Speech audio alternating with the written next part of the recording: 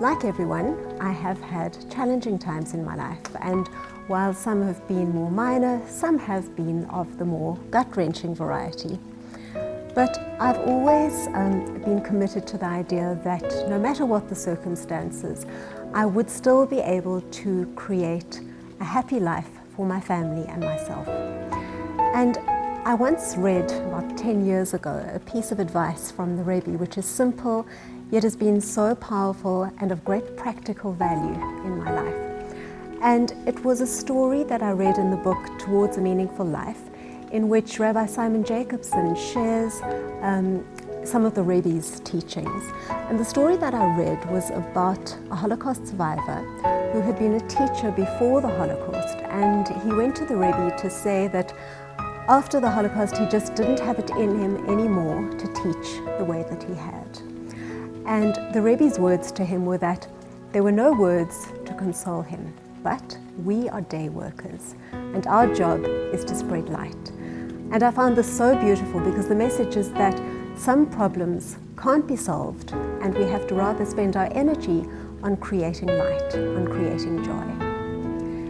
In today's individualistic society, we are led to believe that all problems have a solution, that with enough resourcefulness and with enough dedication, we can beat the odds, we can solve any problem, we can disprove the naysayers. And sometimes this is true, but sometimes it's not. And sometimes problems can just be really hard to live with. As the Rebbe said, there are no words to offer somebody like a Holocaust survivor to make it easier to live with what they've been through. But something that I've learned is that our problems don't have to be solved in order to be happy. Sometimes we can embrace a problem rather than spend energy on trying to solve it, and rather focus on creating joy or spreading light. So how do we do that? Martin Seligman, in his early writings on positive psychology, described 3 types of happiness. The one was happiness because of pleasant things in one's life. The second was happiness from a sense of flow, from connection to what one's doing. And the third was happiness from a sense of meaning, from connecting to a greater purpose. And ironically, I found that having problems has actually made me happier in 2 of those areas. The first is that when times have been hard and it's hard to deal with the immediate physical reality, then I focus more on the spiritual reality. And I've looked towards Torah insights to give me a greater sense of context. Then secondly, when I'm tackling something hard, I'm very much in the moment. I know that I'm exactly where I need to be, doing what I need to be doing, and that does give me a sense of flow.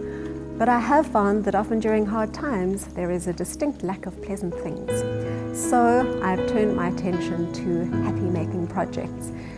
Some of them have been more challenging undertakings, like having another baby, and some have been a little easier, like baking a batch of shortbread. But whenever I've spent my energy trying to create light and spread light, it has diluted the pain. The problem doesn't go away, but it does create a soft cushion in which the pain can live more comfortably. So while Hashem does control our lives, while He does give us some problems which we can't solve, we are still in control of being able to choose joy, to spread light, and to live in